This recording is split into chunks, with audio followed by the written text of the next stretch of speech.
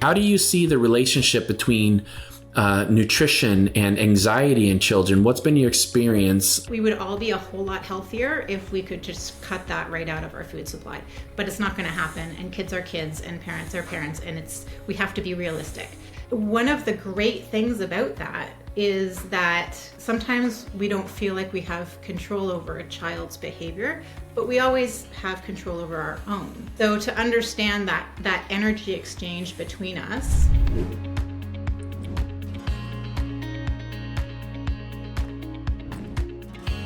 Hello and welcome. Welcome, Jess. It's so good to see you. It's been a long time. Nice to see you again, Todd. I'm excited to have us have this conversation. Yeah, we were talking a little bit beforehand and talking about how our philosophies really are compatible about how we see parenting.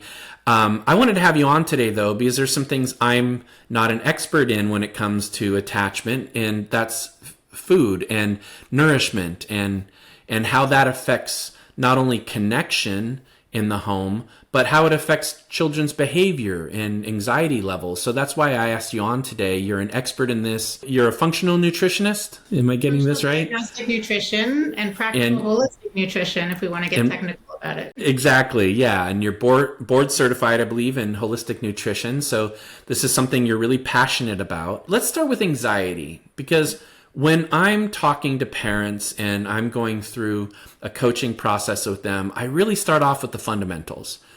And with the fundamentals I start off with, I say, hey, look, the number one need we all have as human beings is for connection. It's critically important emotionally, psychologically, but also for survival, really.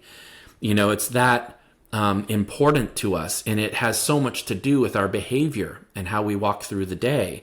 Our instinct. Exactly. Right? Yeah. Primal. Yeah, and that's what I talk about a lot, is like attachment is an instinct, but also, our primal fears and anxieties can come up just from being hungry. I know that happens with me. Is if I start to get low blood sugar, I get hungry, I start to get very unstable. So why don't we just start from there? How do you see the relationship between nutrition and anxiety in children? What's been your experience? Let's just start with that.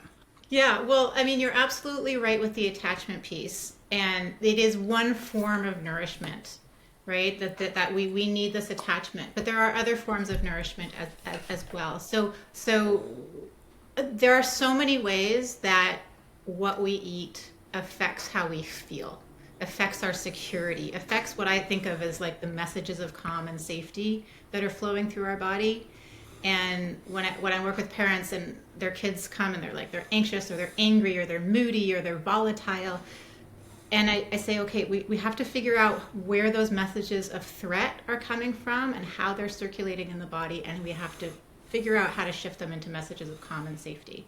Right. So what you just described about attachment, when kids feel attached, they feel secure, they feel connected, they get flooded with messages of calm and safety. When they're hungry, they get messages of threat and fear and worry because it's a survival instinct, like, I need to feed myself, right? And at a very physiological level, the blood sugar drops, adrenaline goes up, it's all hormonally driven. Right.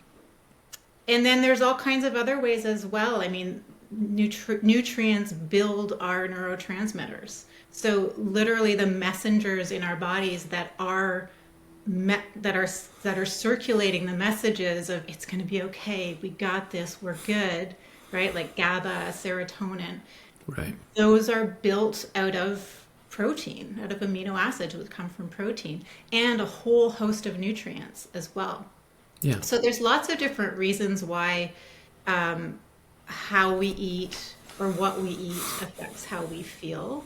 And then it gets complicated because feeding kids is not easy. Right. I hear about that a lot. Right. How do you like get them to eat good food, not crappy food, while maintaining the attachment and the connection and the, like, you don't want to say no all the time. You can't have that. No, you can't do that. I'm going to make 3 different meals. Like that just adds lots more stress. So I got really, really interested working with kids and noticing like kids are really struggling with mood and attention and behavior. And then studying nutrition and saying, like food is so fundamental to how we feel. And then needing to bring those two things together. How can we help kids understand how to nourish their bodies with all of the building blocks that they need in a context that is compassionate and caring and loving and connected. Right. Exactly. I find myself going to that the concept of instinct so much, right? Because on what I focus on more when I'm talking to people day to day is I talk about the instincts that get engaged from separation or perceived separation, right? And that's a primal thing too. None of us want to be separated from those that we're attached to, whether it's our partners or our parents or our friends. But for children, it's a really strong sense of, if I feel separation, it triggers instincts in me. And why that's important, right, is because we so often personalize it or describe it as the child's acting up on purpose or they're doing something on purpose. But separation or hunger or different things going on with their body when it comes to food are instincts. And if we take it personally, we probably won't move in the direction of helping them as well. But if we see it as instincts are being triggered, it becomes like, oh, what instincts are being triggered, like you said. And then we don't personalize it. Yeah, I think the word curiosity guides everything that I do. And I think it does for you too. It's like, if you can take that pause and be like, what do they need right now? What's going on? What has triggered the stress response? So we could call it instinct. I call it stress response. Like, what is triggering the stress response?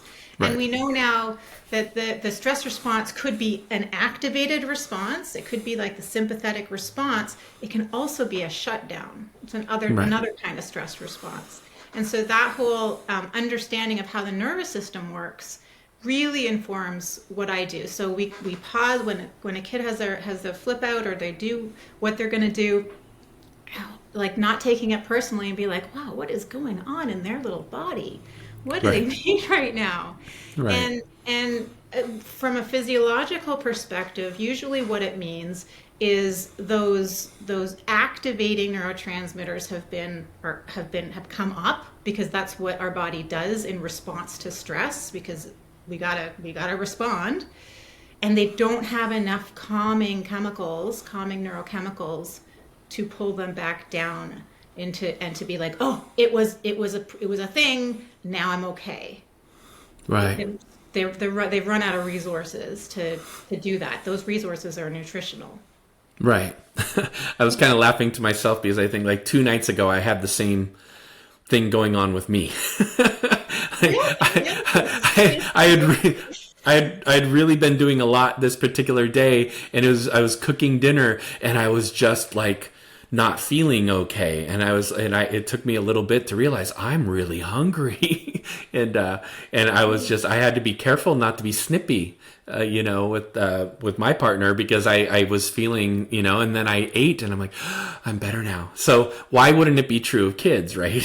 Absolutely. And it's really cool to teach kids this too, and to teach them, because like we don't want kids to feel like there's something wrong with them. It's not that there's something wrong with them. They're actually reacting to their environment appropriately. It's just some of them have a very low window of tolerance to stress, right?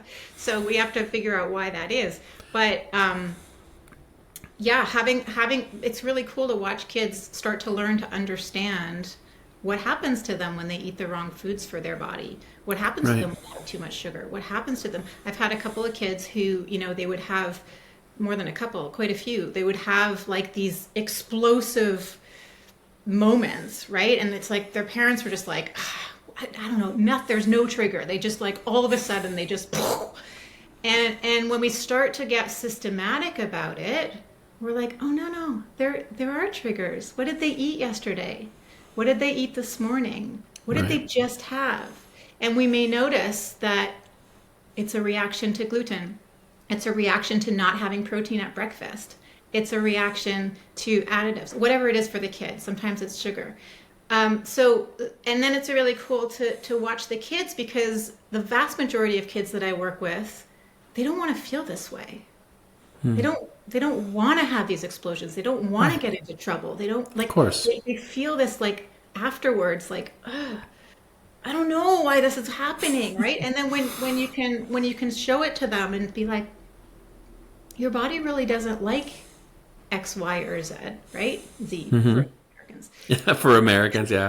Don't Yeah. say Zed. Then all of a sudden they have their meltdown and they're just like, oh, I shouldn't have had the birthday cake, or oh, this is what happened. I forgot that cereal at breakfast is not as good as an egg, or whatever it is. Like, we put together their little toolbox of tools and they get to know their body. And then the aftermath of the explosion doesn't have anything to do with you just lost it. Like, oh my gosh, why are you behaving this way? We don't take it personally. It's like, oh, we made some choices that we shouldn't have made. Next time we'll maybe think about it differently. Right, right. So, yeah, and you are Canadian. You live in Canada. So, for those of you who don't know what that was about, that's where the Zed joke was. So, what are, if I was in front of you talking about my child and some things going on, you'd be able to zero in a little bit more on the specific things going, and you'd be able to, since this is more of an interview for a lot of people, like, what are some of the things you think about when you think about nourishment and practices that can help lower anxiety levels? Are there some general things that you would start with people to help? Yeah, so I know, like, we're both busy parents, and I don't know about you, but like for me, if I don't have a framework or like a container to think about things, it's like it's too many pieces of information. Yeah. So I created a container, and I think of 5 main things that kids need, and I think of 5 main stressors that we need to figure out. This is when kids are struggling. Excellent. Yeah. And the 5 main things none of it's rocket science. The 5 main stressors are ones that like not everybody knows about, so we can get into those. But the things that they need, like they need good food, they need water, they need restorative sleep, they need to move and laugh and play, they need connection. Yeah. Right? So not rocket science, but these are the things that when life gets really, really busy and you're just like, my kid is so anxious, I don't know what to do with them. Should we do this? Should we not? Like, that's where I suggest people start. Is like, okay, just write out those things and just do a little quick assessment of like, are we eating more real food than processed food? Like, let's not get too granular, but like, is your kid eating? Some kids Yeah. are like super picky and like all of a sudden they're eating 2 different things. That's a thing. That's a place to start. Are they drinking water? How are they sleeping? Like, what's bedtime like? Is it consistent? Are they waking at night? Are they feeling well rested? Those are the things to just do a little self-assessment on. And then that connection piece, is there time with their parents every day? Like, that's a real crucial one. It's Like, a big one. Yeah. 5 minutes of just uninterrupted attention goes a long way. Yeah. I think that's so valuable. I spoke recently to our mutual friend, Kim John Payne, the author of Simplicity Parenting and so many other great books. It's part of how you and I met, I believe, is you and I met at a conference 10 years ago. We just figured out it was 10 years ago. And I can't remember exactly what happened, but I was talking to somebody. I think I was speaking to somebody, and I mentioned Kim's name, and you had heard me speaking about him. And I had already thought you resembled a friend of mine, and you happened to share a name, I found out. But that's how we started talking, I believe, 10 years ago. But Yep. in the interview I did with Kim, he was talking about what he calls the wonder of wonder. And having that, what I sometimes call a pause point, or just a space between stimulus, what our kid is doing, and response, where we can actually choose to be curious. And so I find it so interesting that all of us are saying the same thing with different terminology. And that, what you just said is a really valuable checklist that I hadn't even really thought of it that way. Let me go over these 5 things, because guess what? Most of the time, it's going to be one of those 5 things. And if instead of reacting poorly to my child, which all of us worry about as parents, if I can have that checklist as a pause point, as something to reflect on, then maybe that keeps me in the position of helping to take care of my child rather than reacting, to Yeah, them. and here's the other thing. We need those things too. It's not just our kids, Yeah. right? And so if we find ourselves not being able to slip into that wonder and that curiosity and take those moments because we are just so triggered by our kids, then go through the checklist for yourself and just say like, hey, am I taking care of myself? Because our kids co-regulate with us, right? Our kids Yeah. are learning from us. Our kids are not just, our kids feel us. They feel our energy. And one of the great things about that is that sometimes we don't feel like we have control over a child's behavior, but we always have control over our own. Yeah. So to understand that energy exchange between us, I think is really empowering and really helpful. I don't think of it Totally. as, oh, a blamey kind of, it's your fault, your kid is like this. That's not where we're going with this. It's that, okay, we can take a moment, we can go through the checklist, make sure that we're nourishing ourselves. I call those the 5 core nourishment needs. We're nourishing ourselves with all of those things. We will show up in a different way for our kids, and that trickle down is going to be amazing. Yeah, it's great. We haven't spoken in a while, and it's just great to be reminded how we have come to a lot of the same conclusions. Is I so honor the work you do, and I've sent people your way over the years. Yeah, it's an important, powerful thing to understand that, like you're saying, our nervous systems kind of grow together with our children's, just like us and our partners, right? Poorly said sentence, but we fuse together as couples in our nervous systems, but we also fuse with our kids. And I've said to people over the years, like, the number one determinant of how regulated your children are how regulated you are. And people can go to a place of, oh no, does that mean I'm messing up but that's not the No, message. The message is you have so much power you to have do so much, something about it. so much influence. And what's really cool too is, one of the reasons why food matters so much to emotional regulation is because of how it influences the gut. Yeah. Because the gut and the brain are very much connected, and there's this bidirectional pathway going messages. So when we're talking about messages of threat and messages of safety, we really need to think about the gut, and food influences the gut. But to come back to your point, what's really cool is that, yes, our nervous systems intertwine, so do our gut bacteria. Yeah. You're sharing bacteria with your family, and that's another cool thing that parents can do is like take care of your own gut ecosystem, your own health, your own physical health. That is actually going to transfer to your kids too, to a certain extent. Absolutely. And, I can't speak with expertise about what you're saying, but I've been following it for years, and it's really powerful. And I think it has the power to change our understanding of psychology as a practice. Psychology is not that old. I mean, there's been things that we could call psychology for a long time, but the actual, discipline is not much more than 100 years old. The things that I've read just about the gut biome and how it affects our behavior, how it affects our sleep, is just so powerful. I don't think as a culture, like, you're well versed in it. I've read some of the things you've written and said that I want to ask you about it, but I don't think as cultures that we've even started to take this in yet, like how important it is. And so maybe you can speak a little bit more to that, Jess. Like, what can people do to have practices in their home about creating a better gut biome, for their kids' health and for the whole family's health? Yeah, well, all of those 5 core nourishment needs, they actually directly affect the microbiome. It's Right. not just the food, but the more connected we feel, we will have a healthier microbiome. The more hydrated we are, the better sleep we get. I read one study, it was saying that even 2 nights of disturbed sleep profoundly shifts the microbiome. Wow. And then if you get into a rhythm of good sleep again, it shifts back within a week. Wow. So I found that really interesting. I was talking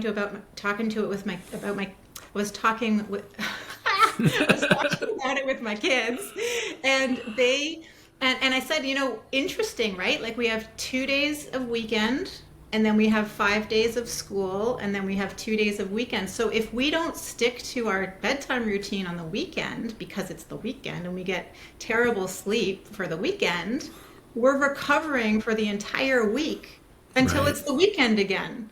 And we throw our schedule out the window. So that's not really good for our microbiome, right? We'd be Right. better off having very consistent bedtimes, consistent wake times every day of the week. That is going to influence our microbiome.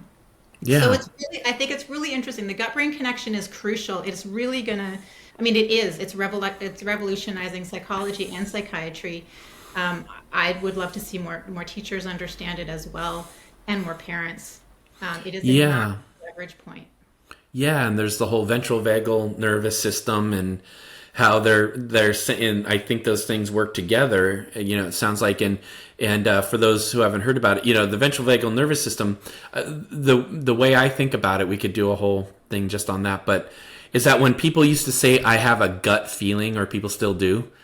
Now science is coming around with the gut biome and the ventral vagal nervous system going, yeah, you're right. You are actually picking up so much about your environment and potential threats in your environment and things from your gut region. And you might be walking around having anxiety about something, why am I anxious? Well, it might be that something's going on in your gut biome. It's not necessarily something that there's a story for it. you Yeah, know? so I can send you, or maybe link to a whole masterclass that I did on the gut brain connection. Oh, excellent. I'll link it in the description to this Yeah, interview.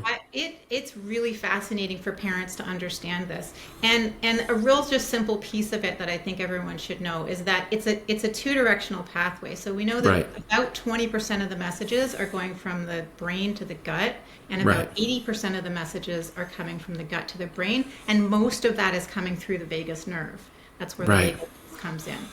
Right. So it is interesting because I have had a number of kids come and they're like, we've done so much gut work, like we still have the parasites and we still have the candida and we've done so much, and so then I say, okay, well, let's look from the other direction, because if you have a very dysregulated nervous system, which I can think of here, but it's really a whole body thing. If you have a very dysregulated nervous system, you're full of worry and angst and fear, that's going to keep the gut dysregulated too, Right. because you haven't interrupted the messages. So Right. you've started, and that's really helpful, but sometimes you really have to bring in some calming nutrients for the nervous system specifically to just calm down that threat and fear so that the stuff that you're doing in the gut can actually stick. Right. No, yeah, that makes so much sense. And I might have to have you back to talk some more about those things. But if you just suggested to people, here's some things you can do that are just good practices for gut biome, would it be? Because a lot of us know a little bit about it, and what we do is maybe we have a kombucha, or I take a broad spectrum probiotic in the morning. I drink kombucha. But what are things that people can do in the home that can help with the gut biome, but also maybe provide opportunities for connection in the family or learning in the family? Yeah, which is key. I'm glad you said that, because everything that I do with, food and nutrients has to be more helpful than harmful, like helpful than stressful, right? So we have to keep the connection piece together. I think I always don't want to say the word simplest, because simplest is in the eye of the beholder. But Right. honestly, the sleep piece is really key. If you can Yeah. have a consistent bedtime every single night, or at least don't go more than one, maybe two nights, that really does help regulate the microbiome. Also helps regulate the hormone system and the nervous system.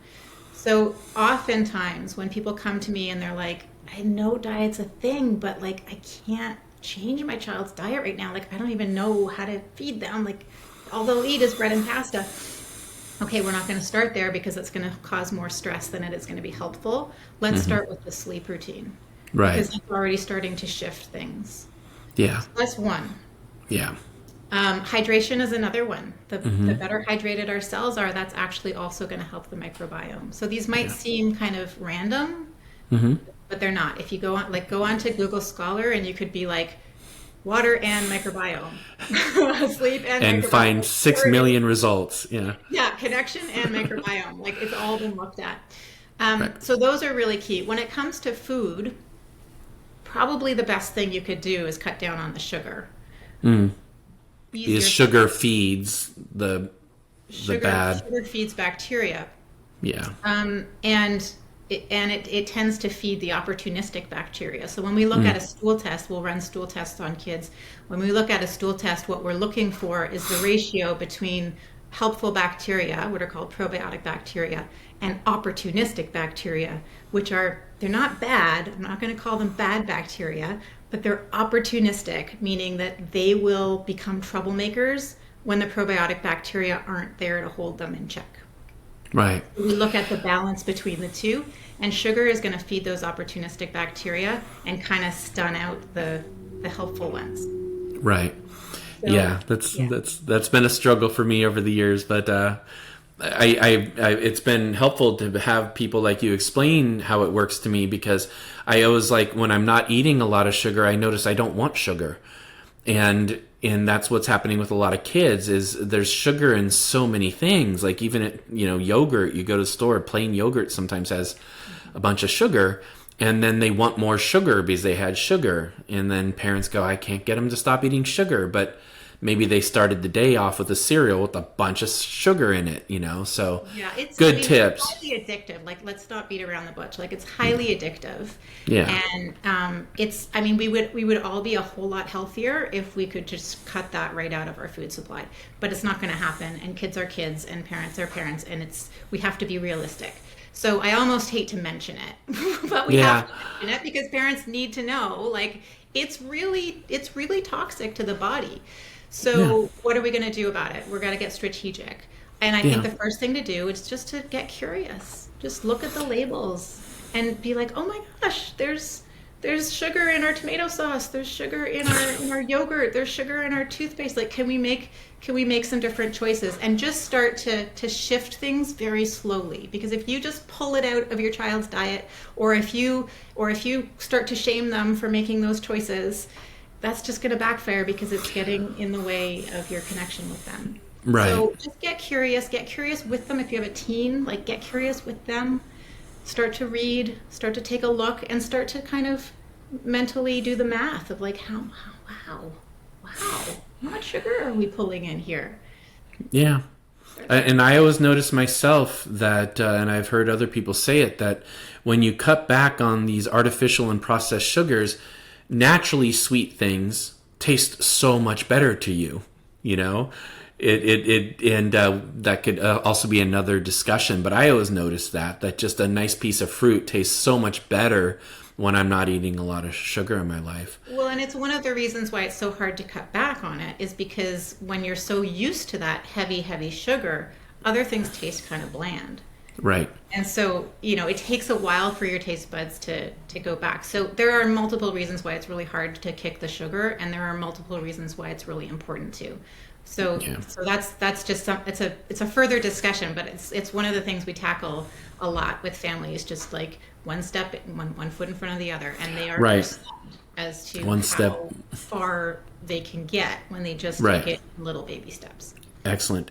I think for today, the last thing I want to ask you about, because I find myself talking about it a lot with clients and even, friends and family members, is just the power of ritual around food and preparing food, or fermenting some things together, or the family meal. I just find that to be such a really wonderful part and aspect of nourishing and food and the family. And that I know my mentor, Dr. Neufeld, talked about going to France for a year, the south of France, with his whole family. And when they came back, he asked them, what was your favorite part? And he expected to hear skiing in the Alps or going on this adventure, whatever. And every single person in the family said, the long, slow family meals where we just connected and talked about our days and things. Now, we can't always do a 2-hour family meal with story time. I understand that. But what can you say about what your experience has been in helping people to create more connection in the home, more good conversations, and maybe just more of a sense of attachment and less anxiety through how we do ritual of food? Yeah, gosh, it's such a good point because it's so true and it can be so hard for parents. I've had lots of families who come and they're like, we don't even eat together anymore because the kids are so picky and we all just get frustrated. And so the kids eat and then we eat later, or their schedules, we're rushing off to hockey practice or soccer practice or what have you. So one thing to consider, I mean, the research does tell us that 3 meals a day or more together as a family really is helpful for mental wellness. It lowers anxiety and depression rates. It's amazing. But it has to be a nourishing environment. Yeah. So I think the first thing is just to have a conversation with your parenting partner if they're in the picture and just say, okay, this has gotten to a place where I don't want it to be. We need to let's just start making this a priority. Those meals don't have to be dinners either. They could be breakfasts. So take a look at your schedule and see what's reasonable. And just carve it out and just, put it on the calendar, family dinner or family breakfast or, whatever it's going to be, and aim for 3. If things have like really gotten skewed and you're just trying to bring it back, aim for 3. More is better. And then during those meals, if it's stressed and strained, I love table games. I mean, I people will disagree with me around, it should just be all about the food. I'm not a big fan of like screens at the table or eating in front of a movie or something like that. Some parents resort to that because it's like they have to distract their kids in order for them to eat. Long term, it's actually not that helpful. I have had some kids who like really it's the only way they're going to get food into them for now. So we get really strategic about what we're going to put in their mouth during this time when they are in front of the screen. And our intention is to wean them off of it. Once their nervous system is a little bit more nourished and settled, we're going to bring them back to the table. But that's a pretty extreme example. But I love any kind of game that is going to make kids laugh. Yeah. Diffuses everything. We used to play face games with the kids. Like we had one. Our favorite was the sour face game, which was we just made it up on the fly. But we were trying to get them to eat sauerkraut.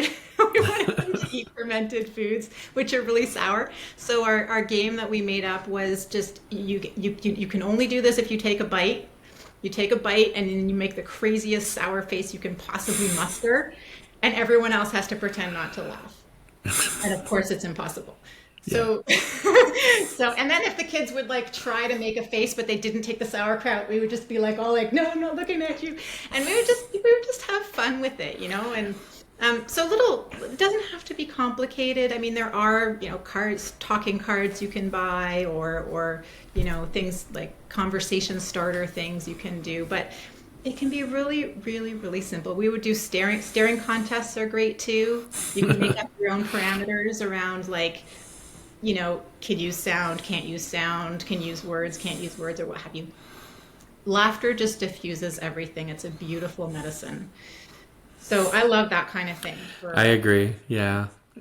And that way mealtime becomes like from the beginning, what we were talking about, like nourishment emotionally, nourishment with connection, but also nourishment with food.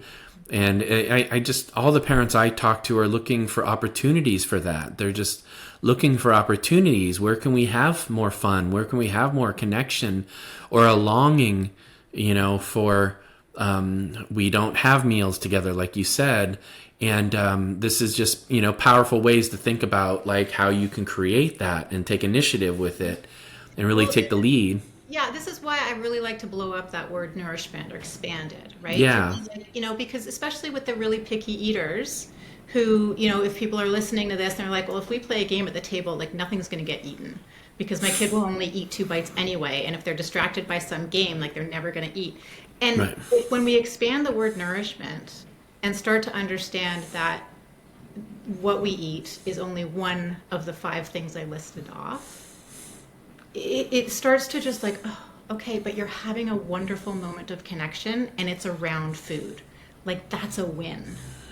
Yeah. Getting it into them, it will come. But they will never eat when they are stressed. Yeah. Our digestive system shuts down when we're having a stress response. It doesn't want food. Right. And so you could sit there and be like, we're not leaving until you eat something. And we could have this like conflict and stuff. It's not going to go anywhere because the kid is still in a stressed state. Right. Right. So And they're in fight, or they might be in fight or flight rather than rest and digest, which is when things are less stressful and the nervous system's not activated. Yeah, or they might just be shut down completely, right? Yeah.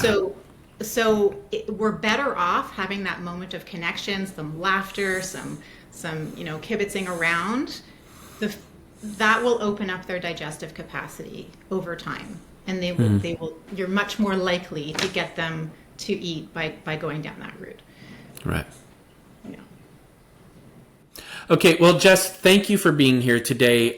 We could obviously talk about 1,000 more things. I think the whole time you're talking, I wanted to go down a bunch of different rabbit holes. We'll be disciplined. We'll keep it to this for now. But you mentioned the gut brain connection resource, the masterclass you had. So Yeah. I will make sure to link that below that people can go and grab that, and they'll be able to see your website from that. I really hope you consider coming back again, because there are so many other things I'd like to talk to you about that I think would be so valuable to the parents who follow our content. So thanks for being here, and I hope you'll come back. You bet, absolutely. I think if we can pull together this sort of attachment parenting piece and the co-regulation piece and all of those wonderful connection pieces that you talk about so expertly with like what's going on inside a child's body and all of those Right. biological pieces, that's the piece I'm really trying to fit in. When those two Yeah. things come together, honestly, like everything gets accelerated. And I find that like people will hit a plateau when they're like, I've been doing all the nutrition, but they don't have the connection piece. And likewise, I'm connecting, I'm doing it all. I'm like, I'm doing Yeah. all of the things, but they don't have those. There's still some internal biological stress going on, which we didn't really talk about, but we can another time. Yeah. There's a plateau, and then we can raise that ceiling when the two things come together. I absolutely believe that. I absolutely know that. It's been my experience, and that's why I reach out to you, because it's not my expertise, and you have such a great way with explaining these issues in a way that are digestible. See what I did there? That wasn't on purpose. That are digestible, that are simple, that don't feel overwhelming. And so I very much value your time, Jess, and I will talk to you soon. Okay, thanks for having me. Bye.